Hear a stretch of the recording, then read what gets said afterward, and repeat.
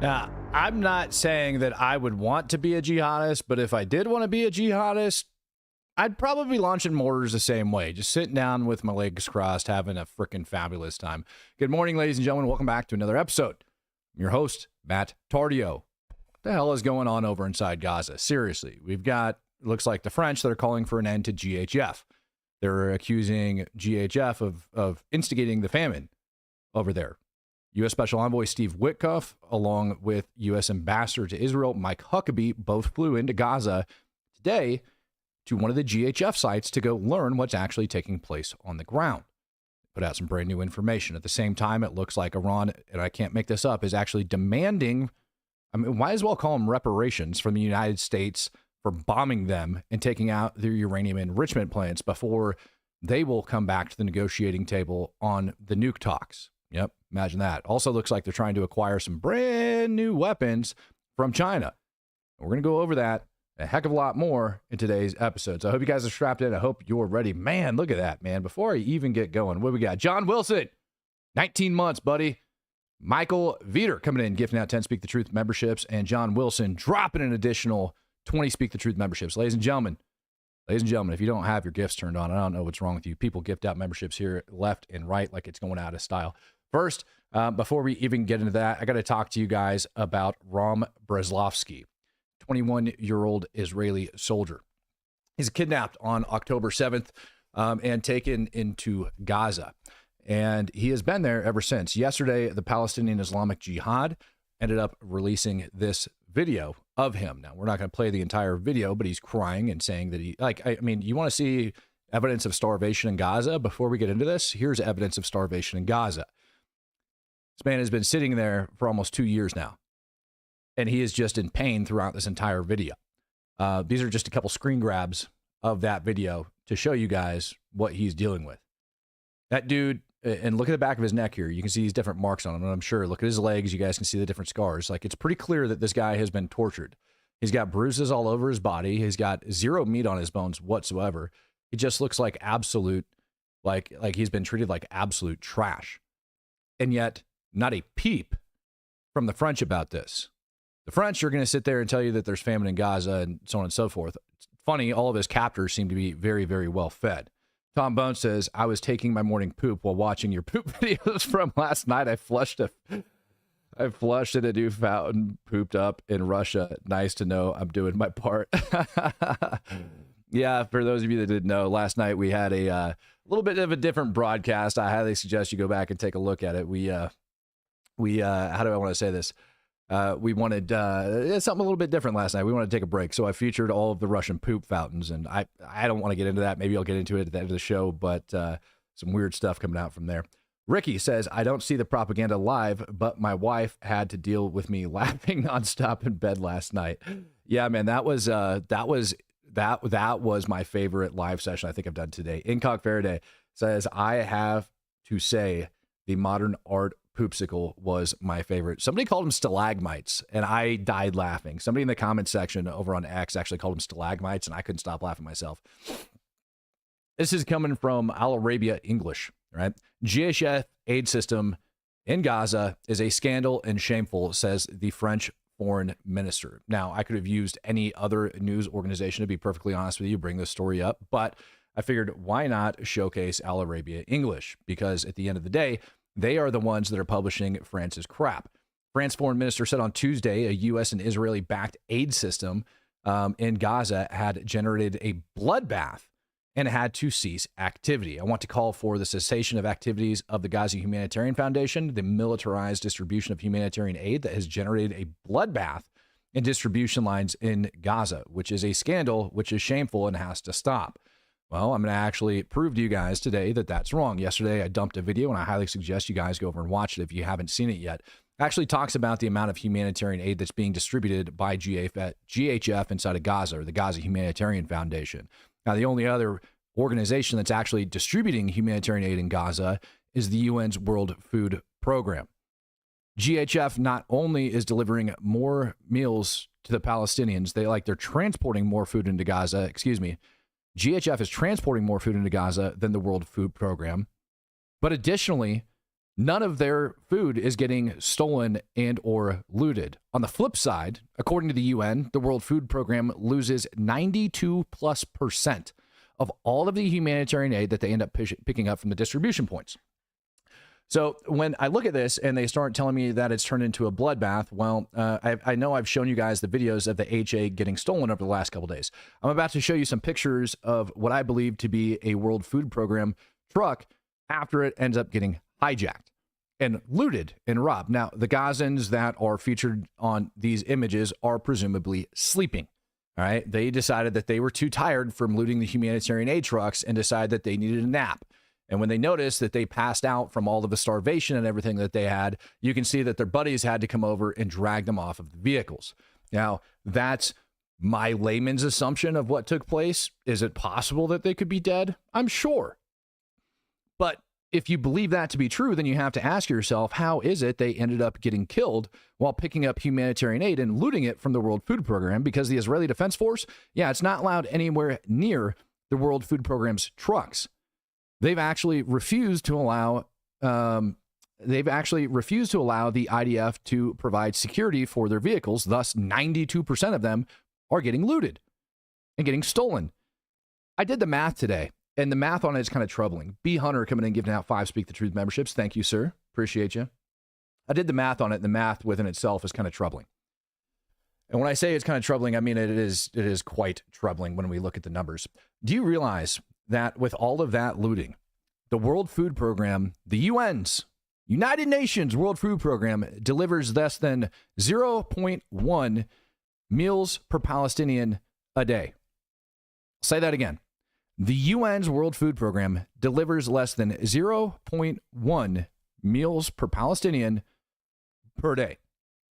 GHF, on the other hand, delivers 655% more meals to the Palestinians in Gaza than the World Food Program.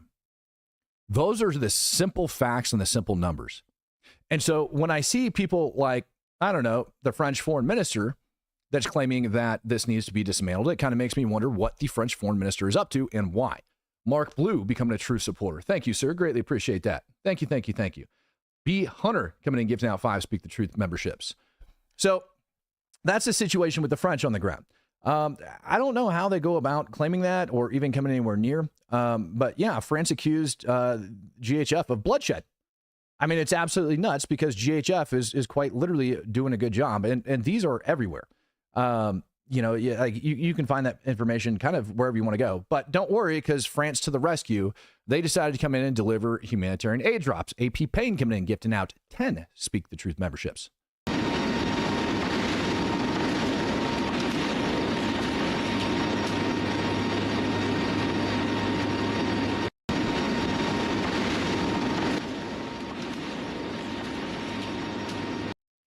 Anybody count those bundles in that drop? I didn't. Let's go back. 1, 2, 3, 4. 4 bundles. Good job, France. You delivered 4 bundles. We're really proud of you, man. Good freaking job. You guys were able to knock out 4 freaking bundles to the 2.1 million people inside of Gaza. Well done, France. You guys are crushing it out there. I'm sure you guys just delivered more meals than GHF did. It's freaking shocking, isn't it? In addition to that, there's other articles that are coming out, such as this one. This is the New York Times opinion. It says Netanyahu is choosing to starve Gaza.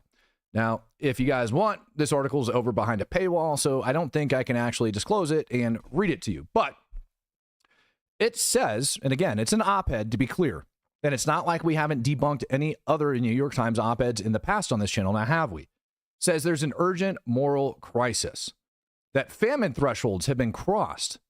meaning that multiple people have died. Now, where do you think they get those numbers from? Well, I checked. Those numbers come from the Gaza Ministry of Health, where last month in June, they claimed that over 1,000 Palestinians have died from starvation. I'll say that again. They claim that over 1,000 Palestinians have died from starvation.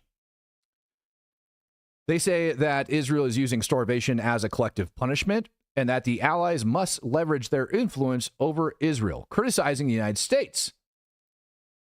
And they're also calling for an immediate ceasefire and neutral aid routes. Now, what this op-ed failed to tell everybody is that Israel has done its best to secure the humanitarian aid routes. They actually shut down operations one time a day in order to do so. But the World Food Program refuses to allow Israel to escort their convoys. So it just never works out for them. And because of that, they're essentially posted up in random places. Now, I know you guys might be saying, Matt, that's nuts. They need to bring in more humanitarian aid. Here you go. I'm here at the Gaza border at the Kerem Shalom crossing. Right now we're on the Israeli side. In just a few moments we're going to be crossing into Gaza. I'm going to give you an inside look at what's happening at the depot where hundreds of trucks of humanitarian aid are entering the Gaza Strip every month in order to be distributed.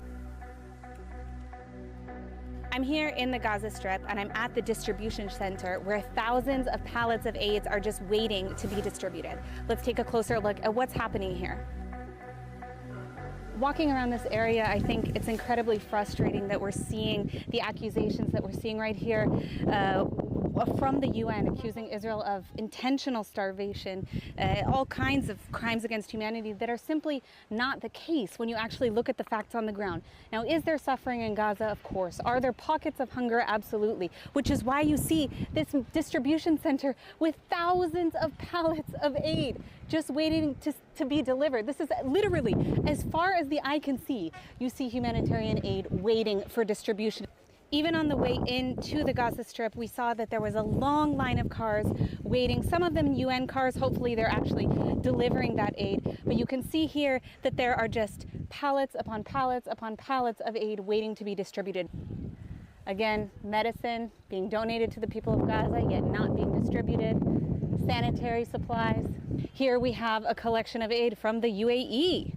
Again, not being distributed by the United Nations. I have behind me aid from Egypt, and you can see sitting in the sun, rotting. Aid is literally just rotting here because the United Nations isn't picking it up. Well, at the same time, running an entire disinformation campaign across media and social media accusing Israel of being the obstacle. As you can see, the hundreds of boxes here for the United Nations are not yet being distributed. You can see here UNICEF for every child, but apparently not for the children of Gaza. Wow, did she nail that? And I can't even remember if I gave the shout out to B Hunter for gifting out 5 Speak the Truth memberships and AP Payne for gifting out 10, but I want to make sure I get that in, along with Michael Veter, who says Russian propaganda is so full of shit, it is starting to overflow. Yes, sir, that it is.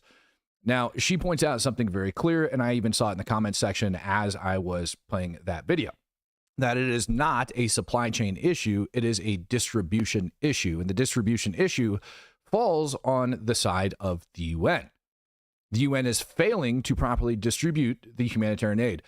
If you actually think about it, really what the UN is doing, or the World Food Program, is they're driving trucks until they get overran, and that becomes their distribution site. The problem is, like in the pictures of the sleepy Palestinians I showed you from earlier, it's not turning out so good. And that is where your true violence and clashes are taking place, because Hamas has basically said that if you're stealing from them, or if you're stealing humanitarian aid, if you're taking humanitarian aid from GHF, you are stealing from Hamas. And they are punishing them accordingly. So that kind of sucks. Sucks for them. Now, earlier today, Mike Huckabee and Steve Witkoff. And for the love of God, somebody needs to ask, I don't know who dressed Steve, but they really need to work on that. Seriously. Anyways, here you can see Mike and Steve just hanging out there. And Steve's got on his Make America Great Again hat sitting over there, but they ended up flying out to the GHF sites and got shown around on the ground. There you can see Steve with his sweet Trump hat staying there in front of all the people over inside Gaza. What did they learn? Probably what we already know. If you want my opinion, this whole thing was a PR stunt, and I think it was a waste of freaking time. But either way, something that actually surprised me was the Palestinian people actually cheering them on.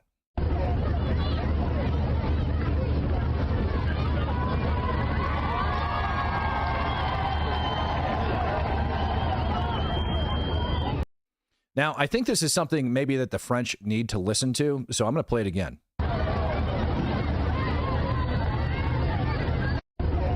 Those people are literally out there on the streets cheering, waiting in line for their food. They see like VIPs that end up getting flown in and they start cheering.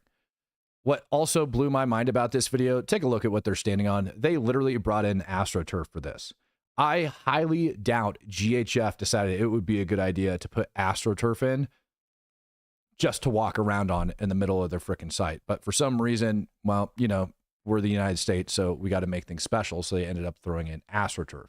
It also looks like they ended up sitting down and had a meeting with, how do I want to say this? Maybe some locals or something? I don't know, but you can kind of see like they brought this local woman in back here and she's talking to this lady all the way over in the background, which is also kind of like interesting if we go and we analyze that, but I'm not going to get into it because I don't want to put people's lives at risk. Other thing, and I'm actually surprised that they included that in this photo op, unless she is somebody very, very important. They also included this guy over here down on the side, and it looks like he's got a little blue vest on, and he definitely appears to be a local. Same thing with this guy over here and this guy over here. You notice how they're all wearing those little funny masks covering up their faces? It's likely because they're like prominent members of the local population that have been meeting up and talking about this distribution. So while we might not have got a lot of information out of this meeting that they ended up having, we could actually deduct a lot just from looking at this one photograph alone. Like I said, you see that woman talking in the back, talking with what appears to be a U.S. female. Then you see several men covered in masks that definitely appear to be local nationals, all sitting around the table and talking to them. So it would be my assumption that they are working with local nationals to try to help with like the culling of the herd, if you will, and keeping them freaking calm, probably coming up with better distribution times and things like that. But I got to give a shout out. It wasn't just France that decided it'd be a good idea to conduct airdrops. Germany also came in conducting airdrops, dropping in a lot of medical equipment to the people inside Gaza as well.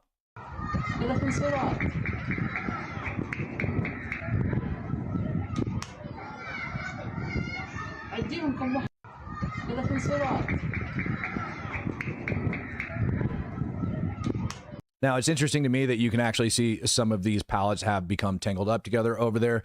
And yesterday I watched a video where there was a pallet that just came like burning in, like the parachute had like cigarette rolled and it was just like burning in down into Gaza, which probably crushed somebody's freaking tent, like it, or at least that's what they're going to claim.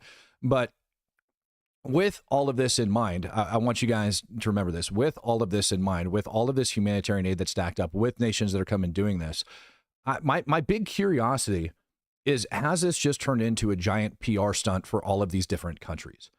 Because all of these different countries definitely rest inside of the UN.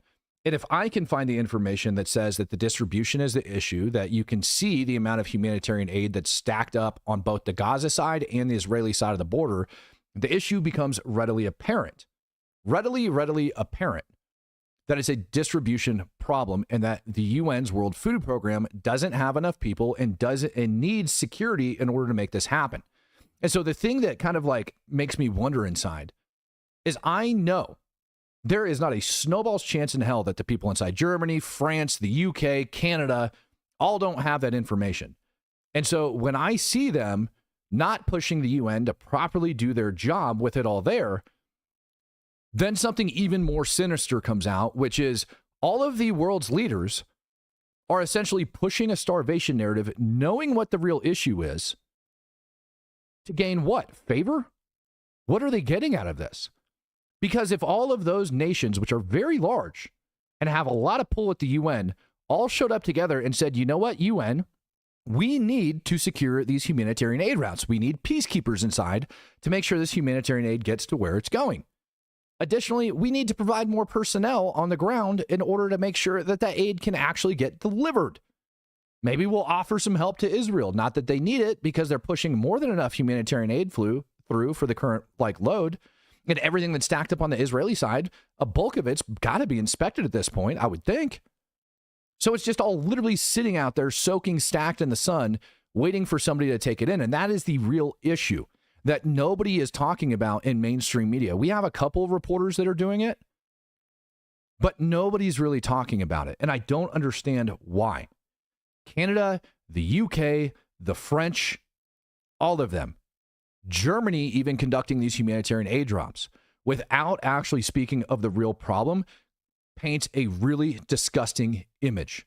And that image is that these people are using, like, these nations are like pushing this starvation narrative, blaming it on Israel, blaming it on the United States, knowing damn good and well that the people inside of Gaza are starving. And I know I've spoke my piece on them before, but also remember that I actually sat back here on this podcast before and I told you guys that, like, you should be praying for your enemies and you should actually treat them kindly when possible, right?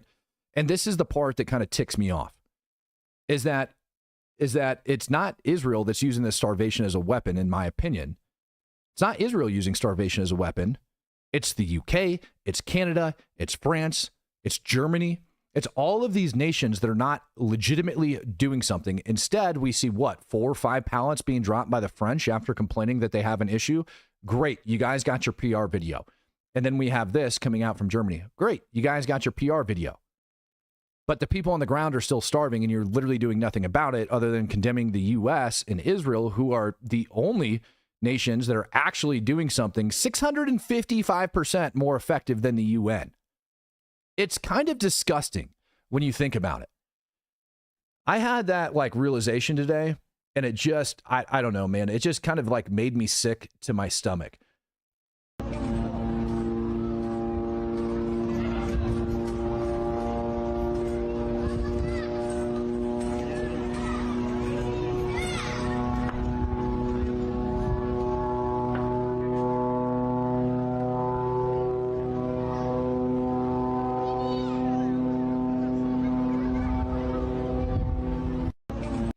Well, I see the comments down in the comment section with people say, like, it makes me sick to, like, how long until we tell those countries to go get effed? Dude, honestly, it's that time.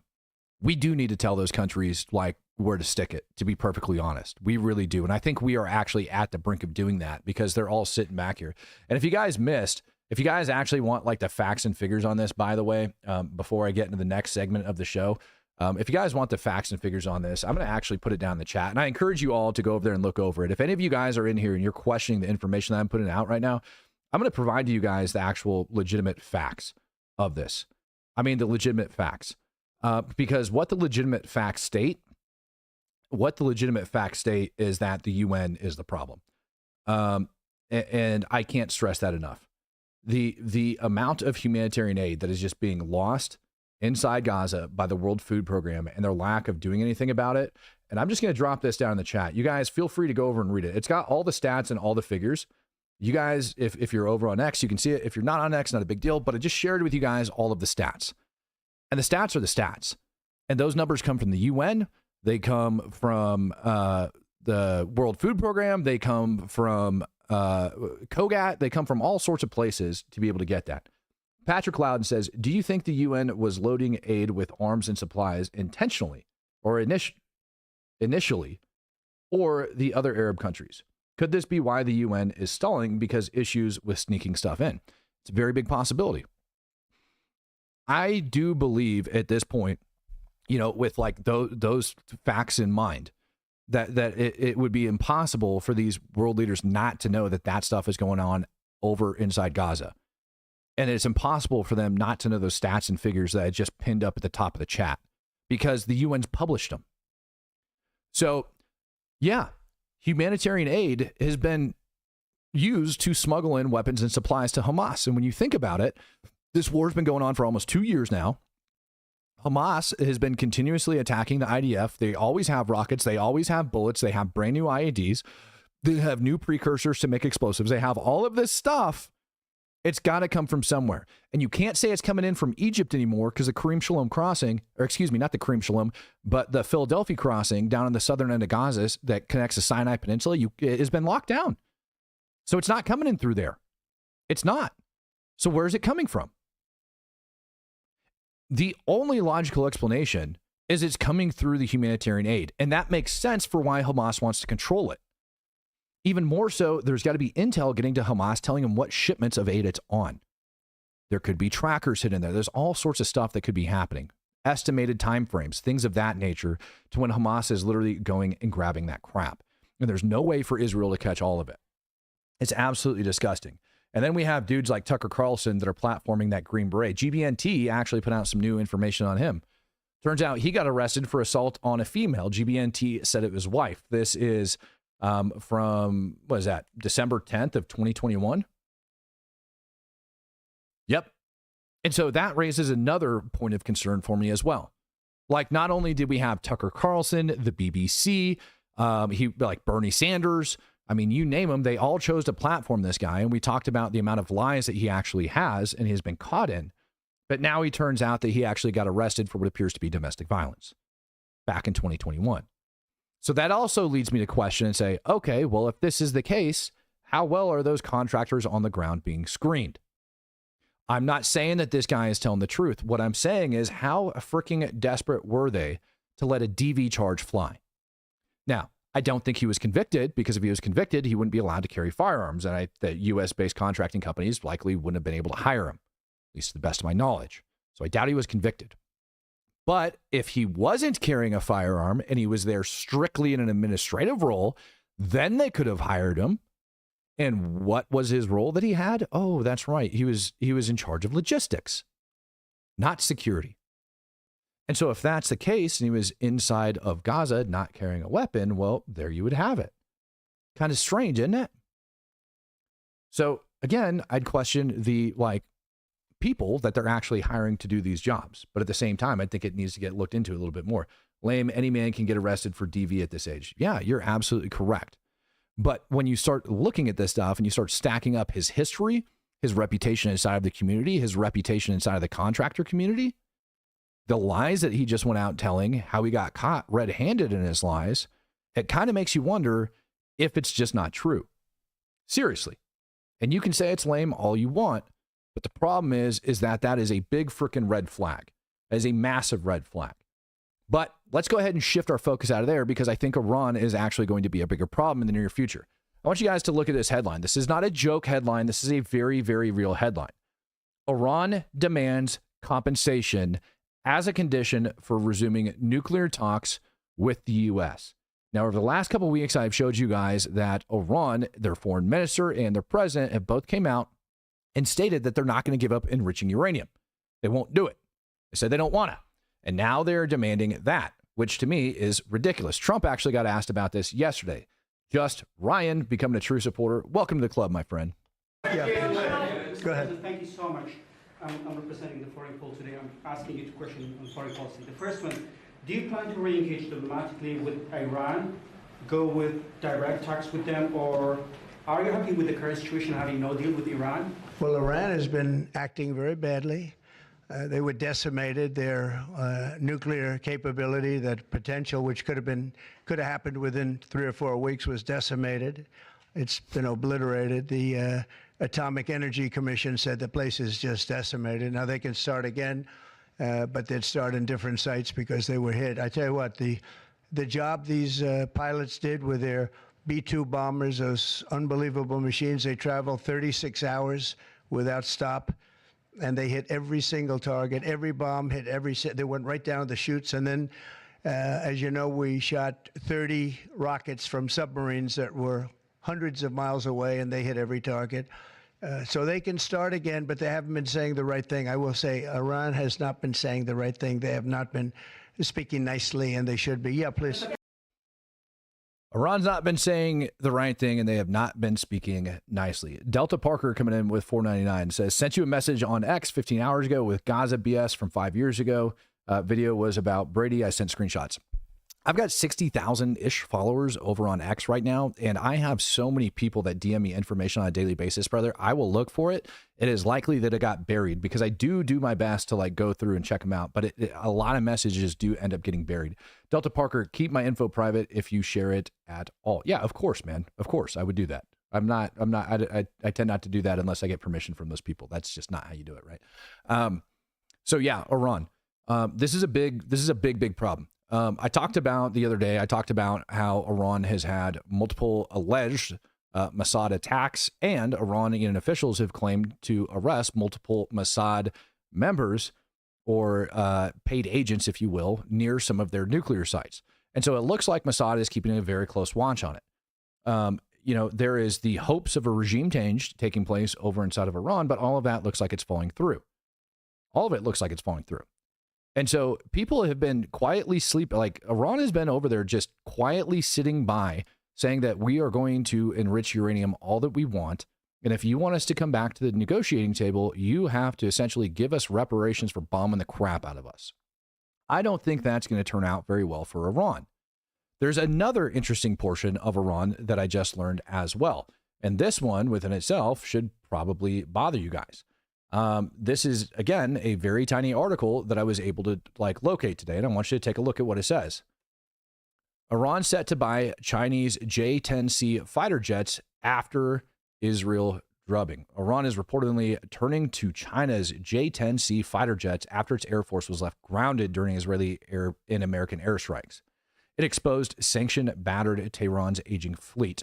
The move to procure the same J-10C jets, which are compatible with the PL-15 missiles, which Pakistan recently used against India, follows delays in Russia's delivery of Su-35s. So I want you to think about that. Iran is trying to acquire advanced fighter jets from China and Russia. They also are refusing to stop enriching uranium.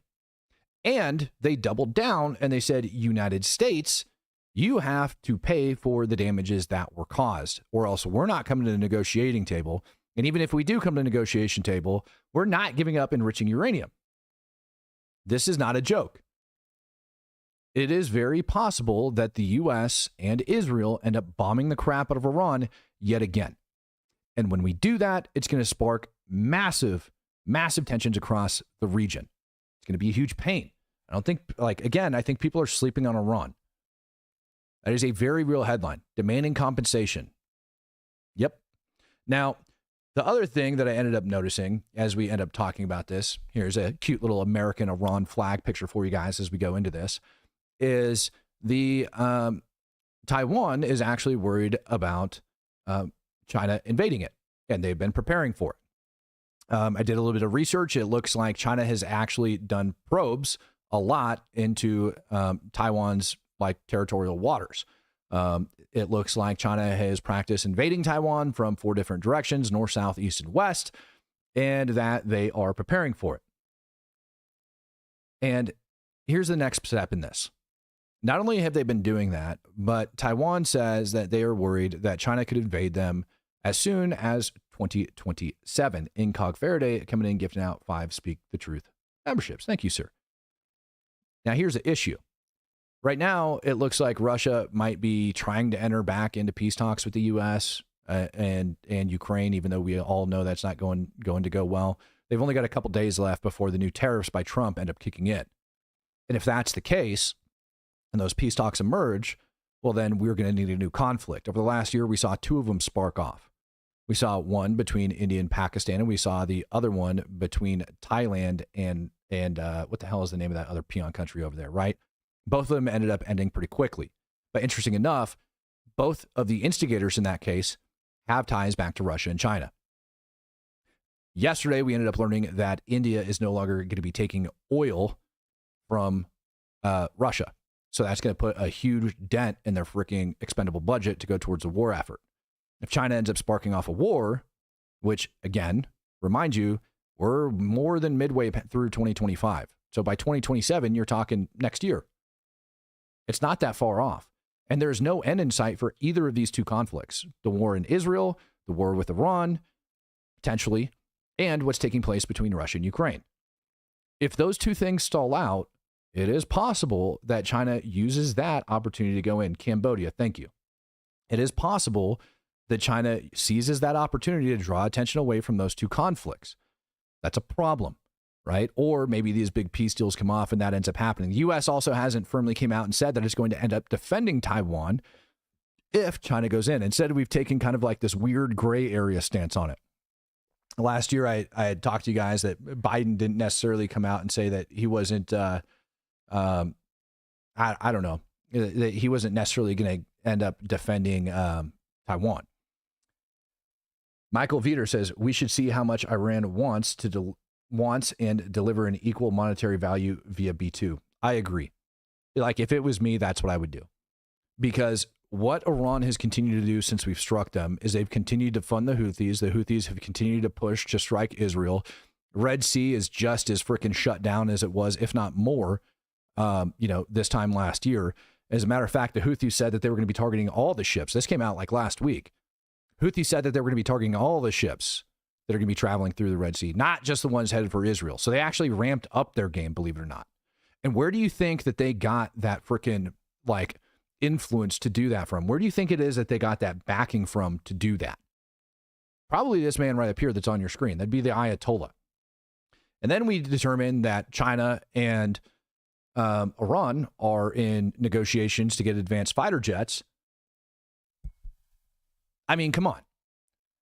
The writing is on the wall, just as it is with this conflict over inside of Ukraine and Russia. The writing's on the wall. Iran's going to be a problem, and we're going to have to deal with it. China is going to be a problem, and we're going to have to deal with it. That's just one small, little, tiny portion. I don't even feel like talking about Syria right now off the top of my head. I just can't, but we'll get back to it. You know what?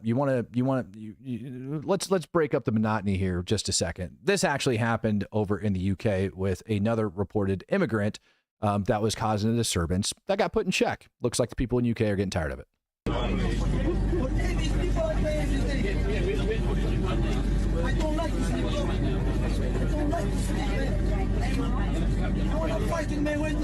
Look at me, I'm strong. Look at me.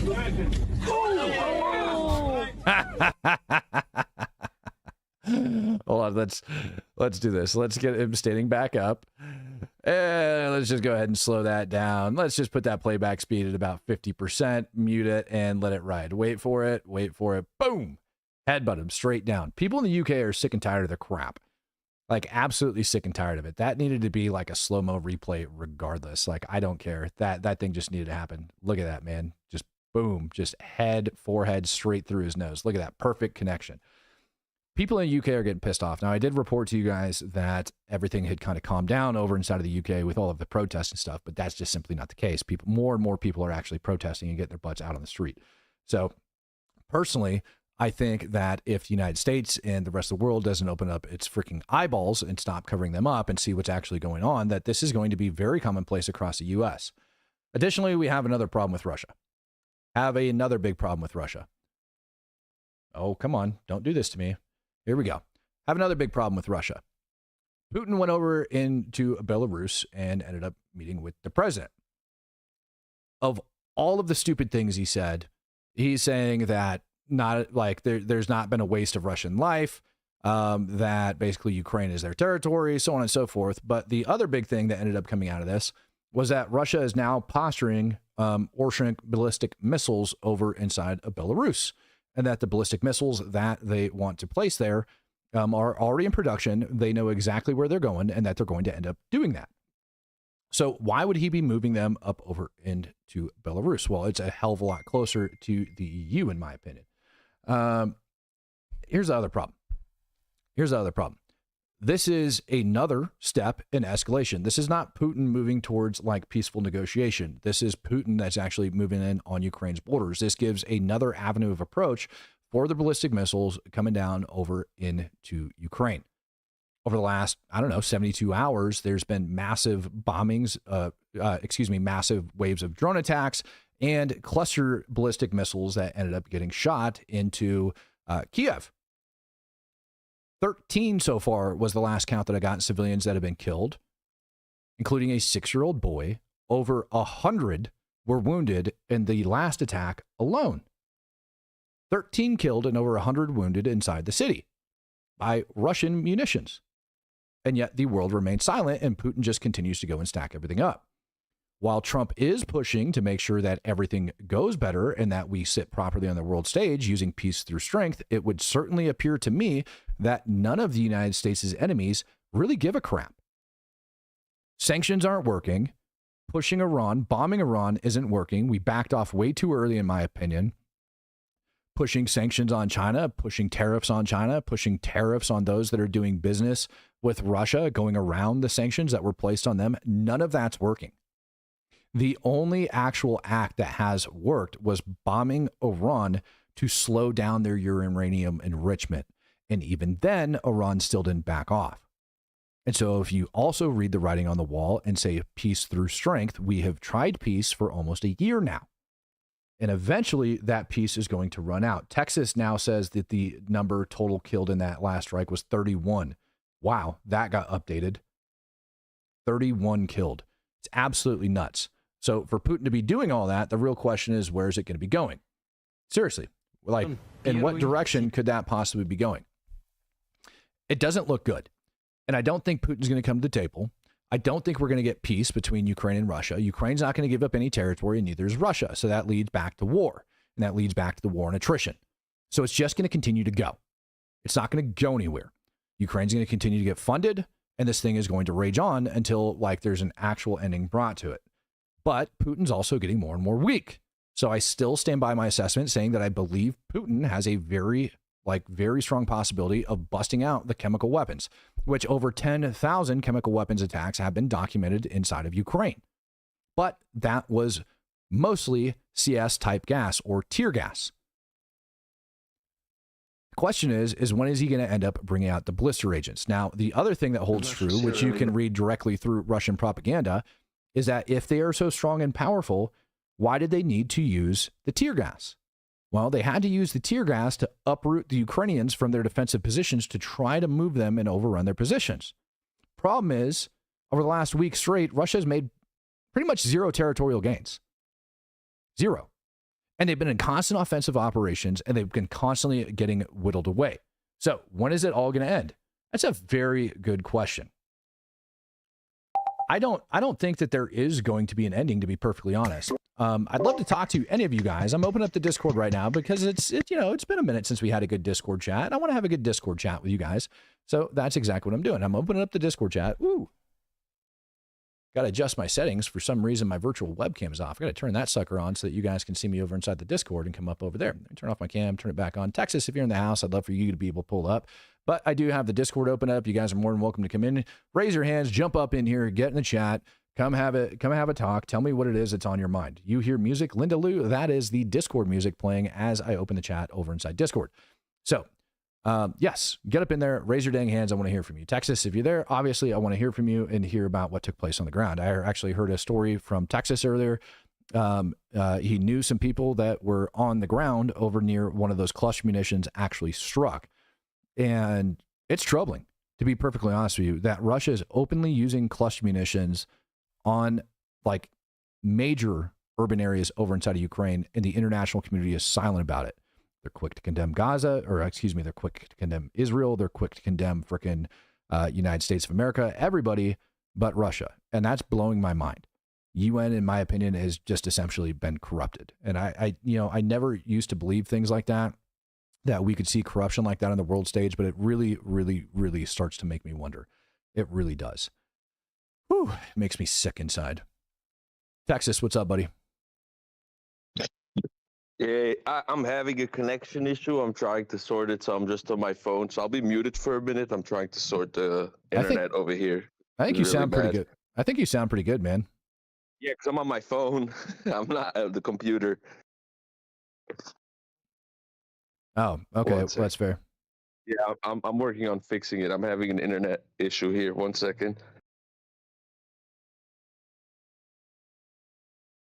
Yeah, no worries, man. Take your time.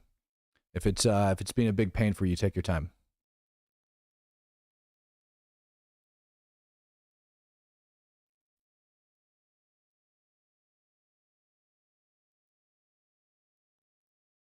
You able to get it back up?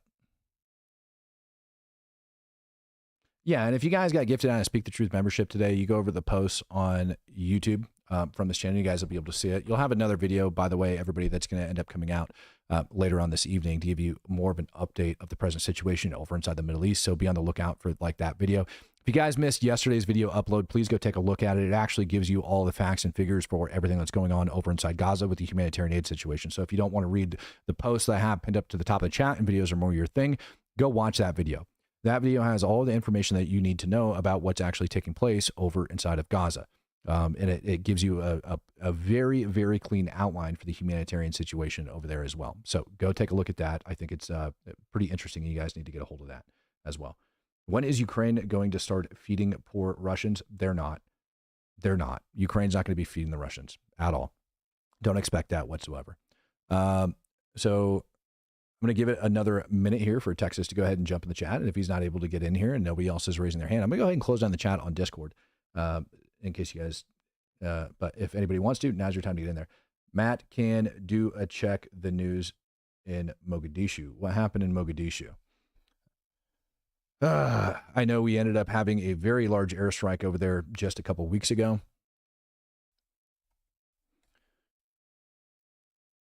And that airstrike was targeting Al-Qaeda or members of Al-Qaeda, or I'm sorry, ISIS. Emerging allegations. Let me check this. For Mogadishu, emerging allegations claim Mogadishu government undermining U.S. interests in the region. Reports circulating among diplomatic and security analysts suggest that the U.S. and the UN-backed Somali federal government in Mogadishu may be shifting its strategic alignment towards China. No, that's not good.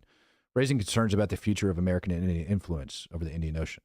According to regional observers, the Somali government is allegedly engaging more closely with China-backed interests, potentially at the expense of long-standing U.S. partnerships.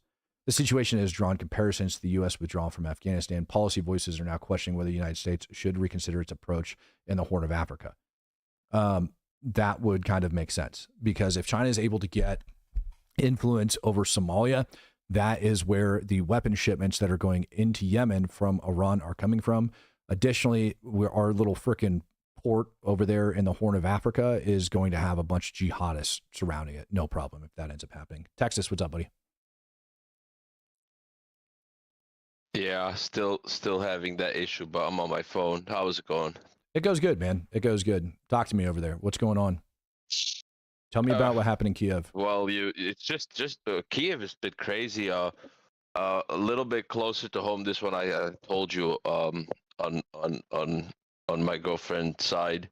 Her aunt lived in that apartment building, or lives in that apartment building, and they were home, but they were on the further side of the apartment building. So obviously they were able to get out with help of rescue. Her aunt and two kids, I think a son and a daughter, were home sleeping at the time. Apparently, it was cluster. Even the locals are saying, and like. If you can read Ukrainian, I'll send you the message from my girlfriend directly saying that they're not sure, but all they hear, there was like little clusters falling through the windows because it was like an airburst. So that's pretty much what they were saying. And the death toll today, the rescue operations completed, and the final residents were found, which was a woman and her two young teenage daughters, or not even teens yet, were all three found killed. So the death toll has reached 31 and 178 hospitalized, injured. 178. So those figures have doubled, is what you're telling me. Yes, because so there's a lot of, when something like this happens, there's a lot of injuries that people like rush to the hospital themselves, and it doesn't get reported right away, and it takes time for the locals to pull up the reports on these things.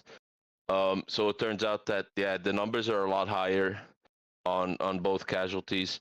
As far as the 31, 6 are confirmed to be under the age of 10, with the youngest as young as just turned 2.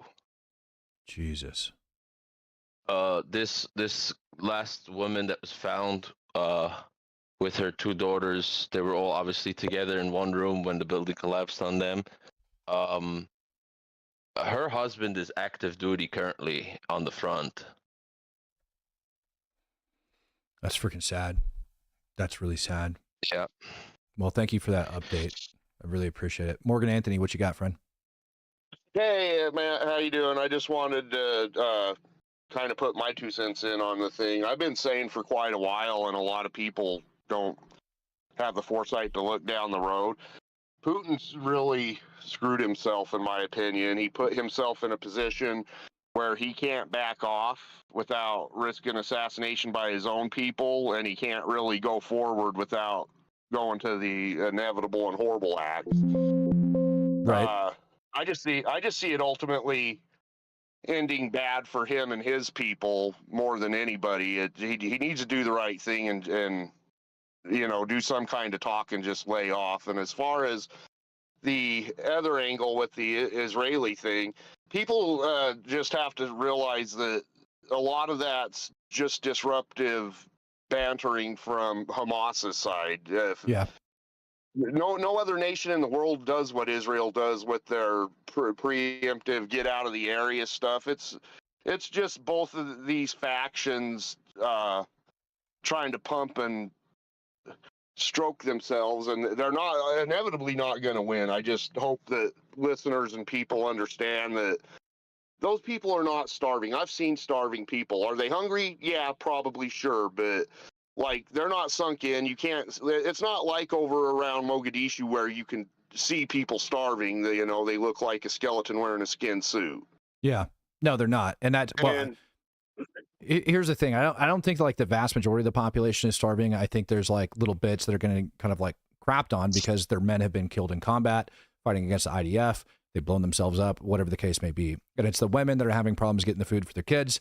I don't think I believe, like, honestly, I'm going back and forth on it, but I really, the amount of humanitarian aid that's been going in over the last couple months, even with GHF and the World Food Program combined goes to about like 1.25 meals a day. So assuming that all of that looted food is going to be available, right? Even if it's sold at like inflated rates or whatever, you could assume that a lot of it's going to be available, but I don't think it is because Hamas is stealing it. But I don't see a lot of extremely scrawny, starving human beings that are over there collecting that aid. They don't look like Holocaust victims. No, not at all. And I mean, this is hard for non-military people to understand, and this is just strictly my opinion as kind of a bitter person that's been in warfare. They started it. And another thing that more civilians need to understand, the food aid and the stuff that Israel and the U.S. has been trying to do, make no mistake, would not happen if the shoe was on the other foot. I agree with that statement. And as far as the Ukrainian thing, Putin is just self-deluding himself. He really doesn't have a successful way out unless he does some major war crimes. And then at that case, it's game on, take him out, as far as I'm concerned. Yeah, and I think Putin is probably going, like, if this continues, I see like, I was talking about this the other day, what I could actually see happening with Putin isn't something like what happened with Wagner all the way back during the beginning, where you have like a full-on freaking, it's like a regime change trying to happen like that. What I would actually see happening is like Putin getting poisoned and dying, or something of that nature, and that they already have like a new political party in place that's going to jump in and take over, or new power, and just slowly start changing Russia and reforming it a little bit over time. So yeah, because in my opinion, and I said it at the very beginning, I was like, oh, he just put himself in a no-win situation. Yeah. And people were like, really? And it's like, yeah, give it time. Yeah, give it time. He's going to get killed. The Ukrainian people are very proud people, and I think even early on was very underestimated, sir. Yeah, I mean, I agree with you. Truthfully, I really do agree with you. And I think that Putin is going to end up getting his crap pushed in. I think that they're going to, like, seriously, I think that their military industrial complex is kind of like slowly collapsing. You remember when Joe Biden stated that the reason we ended up giving the cluster munitions is because we were running out of mortars and stuff. So when I see Russia that's doing the same type of crap, knowing that they're going to get slammed in the international community, kind of makes me wonder the same. When I see them using the gas on the front lines to uproot Ukrainians out of the trenches, I think the same thing. The only thing it seems that they have an endless supply of is manpower. That is also slowly starting to dwindle because the people inside of Russia are starting to get pissed off. Yeah, and then that leaves them with the only thing left, which is crap talking. Yeah. But anyway, that's all I wanted to say, because a lot of people have been asking me questions and stuff with the knowledge I have, and it's on both fronts, and it's like, no, we are trying to feed people. It's Hamas rhetoric, and on the other end, no, Putin screwed himself. Just give it time. I agree. And then Texas, I just wanted to say bless you to you and yours. Go ahead, brother. Then we'll bring up C88. I just wanted to say blessings to you and yours, Texas, and I'm going to step down and let everybody else talk. Yeah, thank you. On a side note, what a lot of people are sleeping on today, maybe still sleeping on, is the massive bill that was just put forward in Senate, that allocates over $54 billion to Ukraine over the next 2 years, without any like restrictions once that passes. That's not included any sales. And another massive update is the Pentagon, according to sources saying that Secretary of Defense himself ordered one of the largest batch of AMRAAM missiles from Raytheon, worth $3.5 billion, and at 1.2 million apiece. You can do the math. That's a lot of AMRAAMs, to be transferred over through allied countries to Ukraine, because obviously that's the primary ammunition on the F-16s that they're using for air assets. So there's a big shift happening on that side, at the same time that, I don't know, I see a lot of people sleeping on it. We'll see what happens now that Putin did this whole like parade video TikTok today. So we'll see what happens. I think that the United States really started waking up when like people in power weren't just talking what was told to them. They actually started sitting into actual intel briefings with actual people with the intel. Then you saw a big shift change in everything, in the attitude and in everything. Plus, one thing we know, and I've said that before even Trump was elected, when we were talking on this podcast about this, one of the things I said from day one, and people are like, yeah, Trump's bad for Ukraine or all of that. I said, I don't care what Trump is bad for. I know that Trump doesn't like to be embarrassed. He doesn't like to be made a fool of. And he has been. And the only thing Putin has been doing is been making a fool of him. So he's not going to let that go. He said it clearly on TV this week. He said, if people are bad to me, I do some things about it. He was talking about the people he's suing in the news outlets, but it's just the personality he has. He's an old-time New Yorker, so he's not going to let it go. If Putin is going to keep running his mouth, he's going to make sure that he shuts it somehow. So we'll see what happens. I have patience, but it just sucks that a lot of people are dying while we wait. Oh, mine's starting to wear thin, to be perfectly honest. Like it really is. Like we need to, for a lack of a better term, shit or get off the pot. And like there's only so much evidence that you need that Russia is not going to come around. There's only so much evidence that you need that Hamas isn't going to come around, or that Iran isn't going to come around, before you finally have to lay the hammer down. And none of those people that we just mentioned, none of them are going to accept anything shy of that. They're not going to listen to anything shy of that. I'm not a historian, but did Germany drop pallets of food into the UK in World War II? I do not believe so. They absolutely did not. Did Germany drop pallets of food anywhere else in Europe that they invaded and smashed to pieces because of whatever? Like I know that they were the aggressor, or we're not talking aside. I was like, did America drop pallets of food into Iraq? No. No, we did. I don't understand. We did help to facilitate like distribution of aid, infrastructure, distribution, and then there was like help with bringing power to certain villages or whatever. Like all of this makes sense. But I'm saying is like you can't scream that we're giving them food, and like you watch firsthand of these trucks driving with dudes on AKs on it, and the world is like, no, they're protecting the food from who? Like, I know. I'm so confused. Like, well, it's just openly visible. Chuck Holton put out a very good video yesterday that people should go watch over on his YouTube channel that makes a case for not supplying humanitarian aid.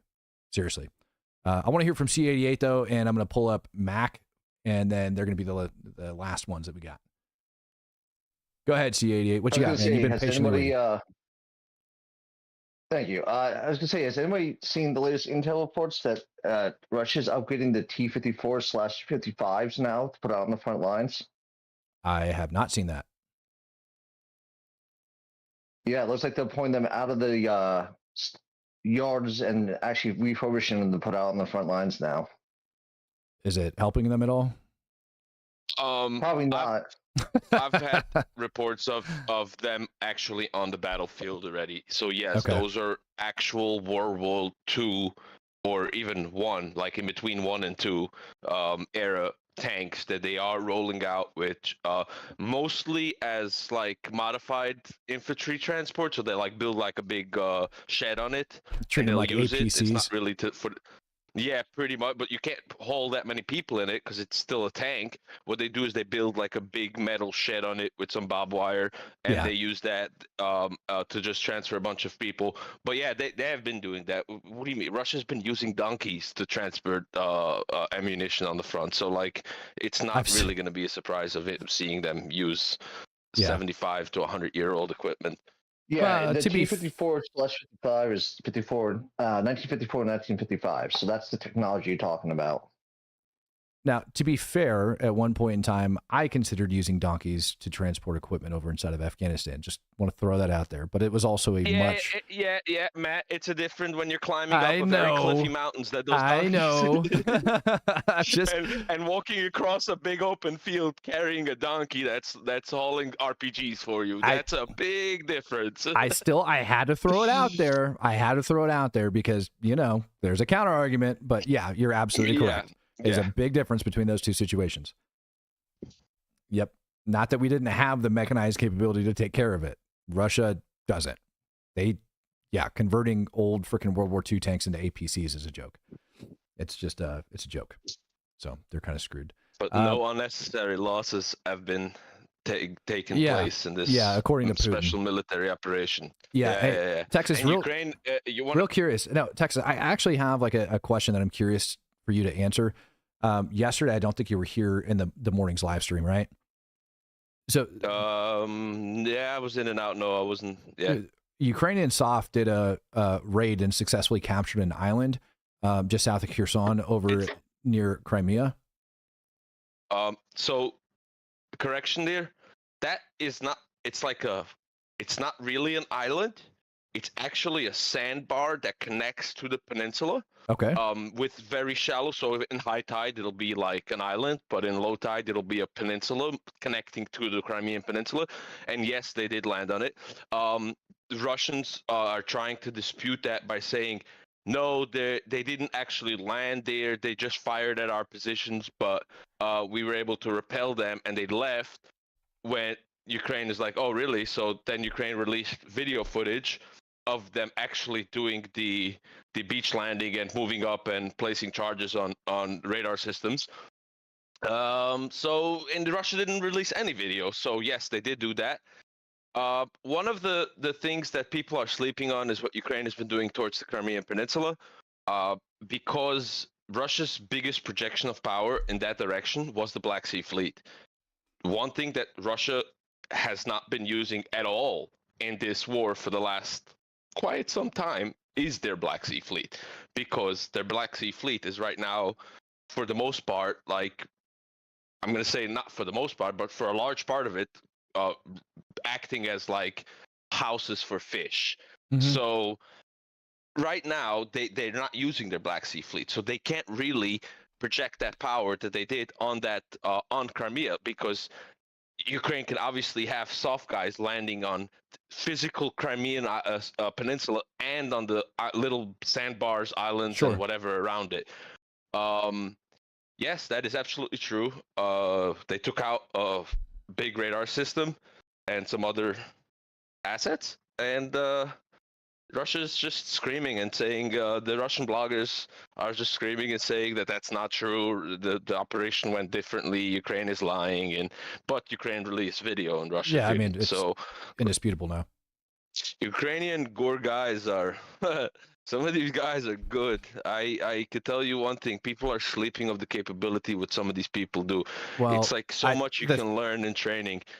I think the overall big picture, like, I mean, kudos to them, right? But I think the overall big picture is what you had just brought up about it, you know, kind of being that little land bridge, right? Or that sandbar that they could essentially use to start working their way in, like during that low tide. And it's essentially a back door over there. And so Russia is going to get kind of pissed off. I think they 100% put a stash somewhere. Like, they've been doing that on Crimea for a while now. They've been doing small unit, incursions with not much, like small firefights happen and then they bug off. Why would they do that? And I've asked that question before, and people were saying, what do you think they're doing? They're creating these dump sites for something, for partisans, for something that's Right. going to come. It could take Well, years to do something like that.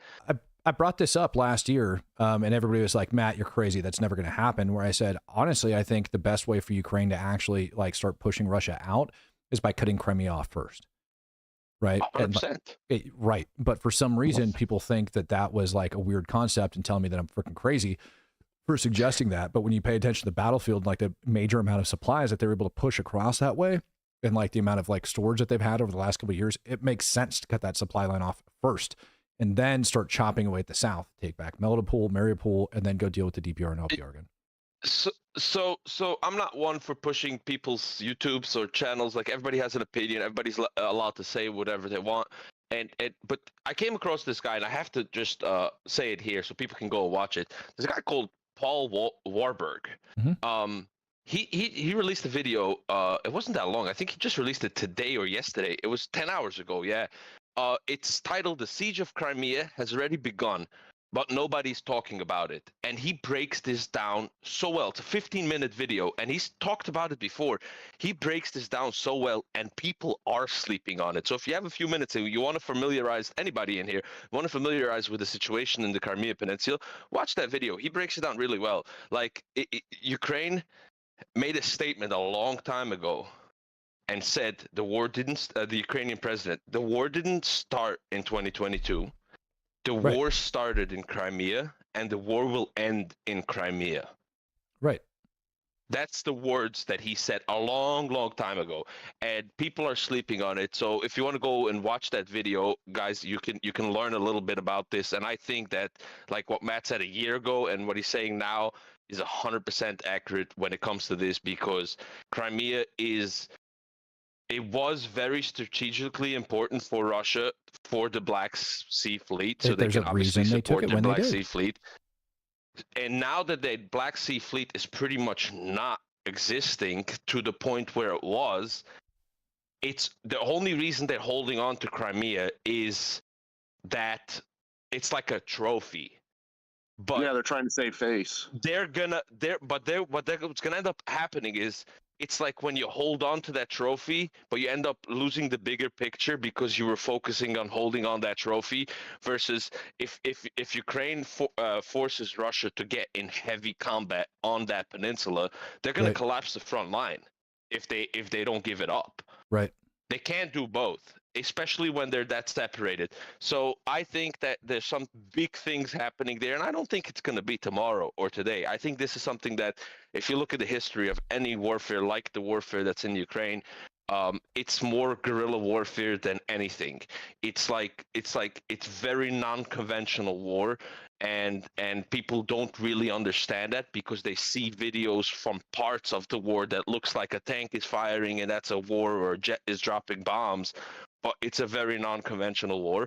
And I think that the biggest picture of this war is going to involve Crimea. Yeah, I agree, and I think that's going to be the next big one that we end up seeing. Yeah. Okay. Anyways, that's all for me.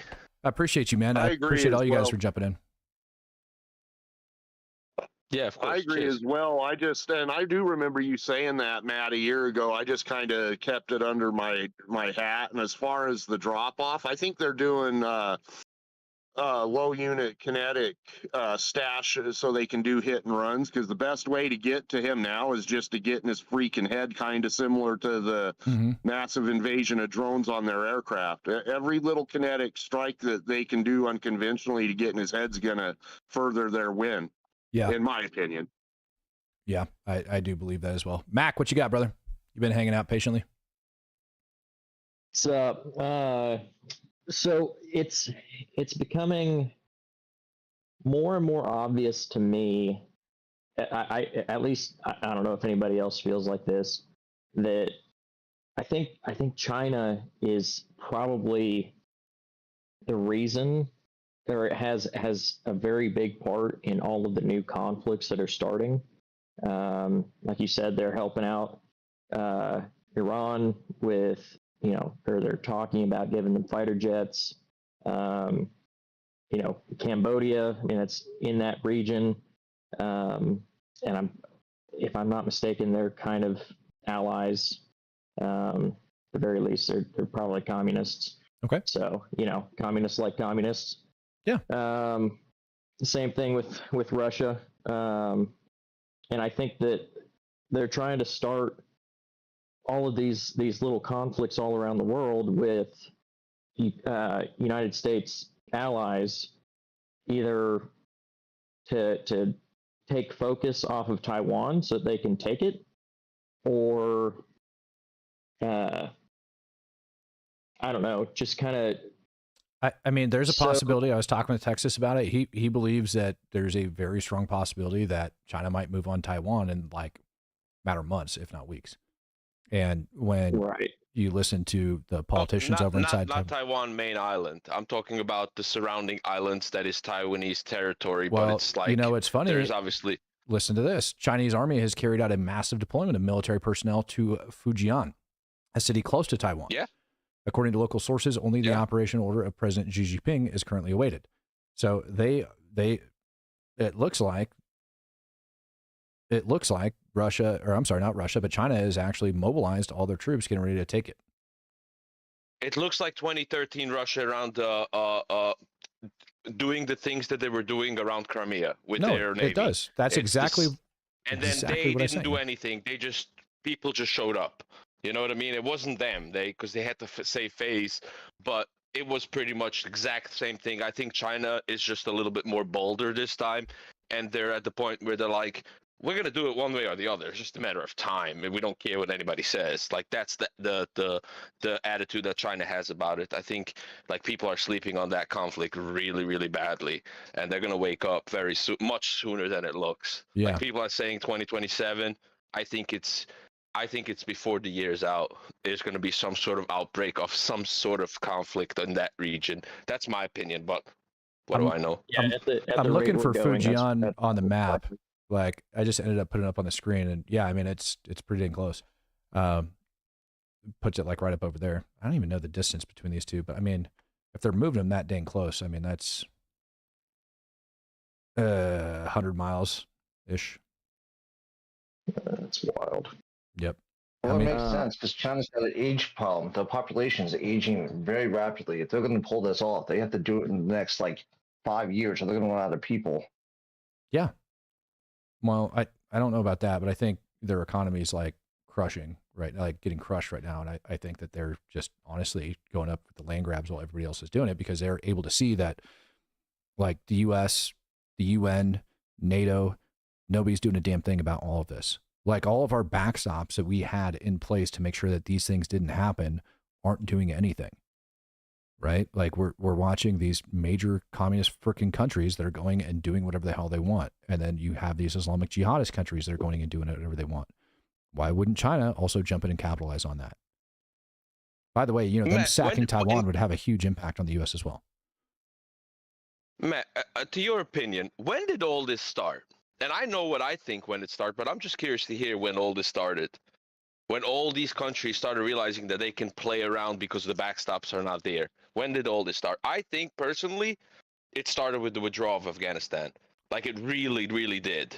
I think that's when it started to become more. I think that when the talks of the withdrawal started. No, I mean, I think it was before that, to be honest with you. I remember back in the early 2000s seeing the Chinese presidents over inside Africa and how they're scooping up and projecting influence over all these countries, which obviously minerals, et cetera, is all a major part of it, right? And economy and boosting and stuff like that. But they've been essentially colonizing a buttload for the last 20 plus years. And I think they've been kind of positioning themselves for influence over different areas to kind of bolster their economy and bolster their influence on everything. I think that the actual stuff, you can point to our crap withdrawal from Afghanistan or earlier days, but prior to the withdrawal, as them seeing us in that way. But really, when we started backing off, we did a good job inside of Iraq, right? We still did. We actually had a 100%. Regime change in Iraq. When you look at Afghanistan, and you had Obama in power, right? And again, remember the symbolism of Afghanistan. That was supposed to be our retaliation for the 9/11 attacks.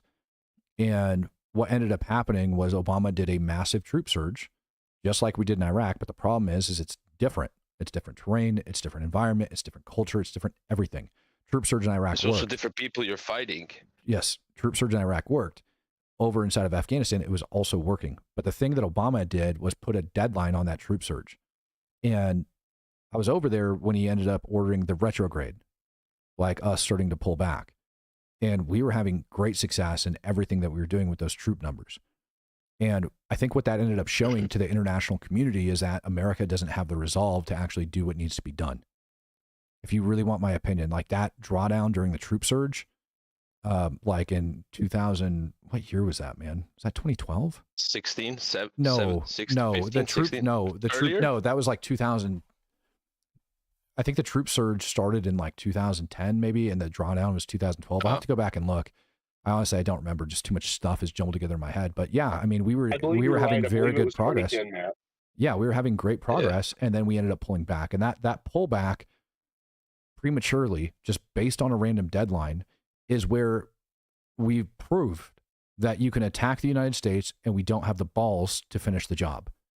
And instead, we switched to diplomatic efforts over inside of that country. And those diplomatic efforts are what got us to the position we did now. I remember watching. Yeah, we started giving money to the people we were fighting. That's literally what happened. I watched a very significant change. And then ISIS-K emerged over there, which was a huge problem. Huge problem inside of Afghanistan when ISIS-K ended up emerging. And the things that got done to combat that, because the Afghan government didn't want to deal with it, which you got to think they're under the influence of the Taliban. They're under the influence of several people, right? They didn't want to deal with it. I'm telling you this from firsthand accounts. The Afghan government didn't give two shits about ISIS inside of their country. And that is very telling. Very, very telling. And even knowing that back then, we continued on with things the way we did. It's freaking sad. They gave us like minimal support. We got freaking a couple commandos and said, ready, go. That's the Afghan government not giving two craps. US, we did have resolve. What do? We dropped a Moab, right? We also requested additional Moabs that got turned down. That again goes to show you that the US doesn't have the balls to carry through and do what needs to be done in order to end things. And that to me is very sad. And I think our enemies were watching. And I think now our enemies know, because that was in 2012 when we had that drawdown. 2 years later, Crimea gets invaded. Yep. 2 years later. And then Donetsk, Luhansk. 2 years later. Yeah, it's crazy. And now, fast if you forward think 10 about years. It's now fast forward 10 years. Fast forward 10 years. You've got Iran with a buttload of stockpiled uranium that has been documented for years. And we let it reach this critical level. And we sat there for 10 years. And you could find them before reports of Iran enriching uranium. And we sat there on diplomatic efforts and allowed Iran to get to that level. And what did they do in the meantime? Iran built up their proxy forces around the Middle East while the U.S. was busy messing with Iraq, while we were busy fighting ISIS terrorists, while we were busy doing all of that. IRGC was out putting things in place to kind of take control over the Middle East, and we ignored it. We also ignored Russia working side by side with Hezbollah. We ignored all of these things, right? Russia ends up getting in a fight with like U.S. SOF. Nobody says a dang word. Yep. Nobody says a word about it. U.S. decimates them, but nobody says a word about it. U.S. doesn't respond. U.S. doesn't say shit. We're just like, yep, we killed you. Big deal. So what that shows the international community is that the U.S. doesn't care, that the U.S. doesn't have the guts to do what needs to be done, at least politically. And that, in my opinion, is the reason we're seeing things the way they are. And I think that is exactly the reason why we're going to have to, and if Trump doesn't grab his balls very soon, this thing's going to spin out of control. I think you are likely to see China invade Taiwan. I think you are likely to see Russia step up and use WMDs over inside of Ukraine. I think you are going to see, Iran acquiring those freaking aircraft and bombing Israel. I think you're going to see those things.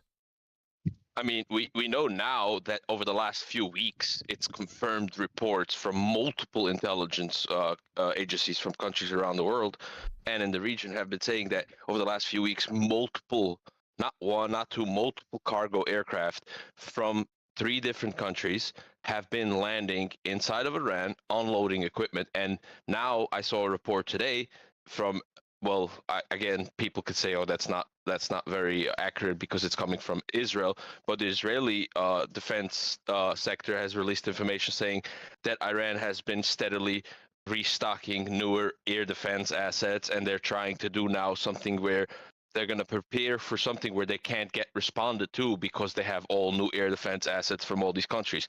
Well, I don't know how true it is. I don't know how much Russia or North Korea has to give them, but I think that whatever they give them is more than what they had a week ago, and then the whole world is not talking about it, that everybody's just letting it happen. So I don't know, like when you sent me that link earlier, you said, look, Iran once paid for before they continue the talks. My response to that message was, what do they think? Obama's still president? Like who's gonna pay them for anything? They have gotten the money that they got on the last talks with Obama, and that money they used to do exactly what they did until now. So why would anybody give them a nickel? Yeah, I don't know. Question got asked, why not come to an agreement? This is operator error. Why not come to an agreement with Taiwan that they move assets such as production of semiconductors to the U.S. until China de-escalates? Good question. I don't think it's that simple. I really don't. I really don't think it's that simple. Should we? Yes. But I also think Taiwan wouldn't do that, because in a way Taiwan will say, if you take away the one thing that the U.S. will really want to protect on that territory is that that process, they're the best and the biggest right now in the world. Yeah. So like, if they take that away, the U.S. can just say, oh, we'll let China have it because you don't really have that anymore. You moved it here, so we can protect it here. I think Taiwan is not going to do that, and I think that Japan and the United States is really going to step up in that region. Their seriousness. I think you can see it happening with different committees that have been releasing conferences and stuff and talking about it. Yep.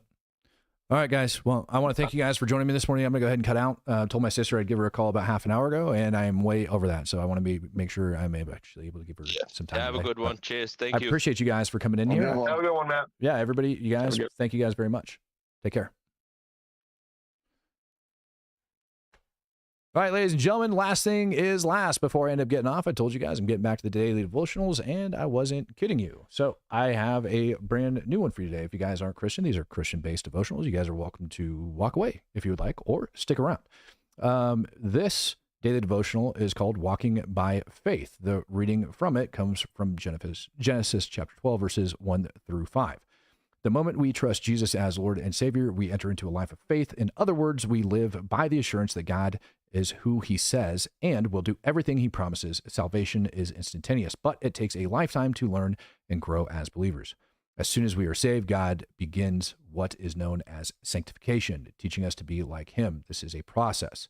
As was true of Abraham, it takes time for us to understand how to walk by faith, trusting in what we cannot see.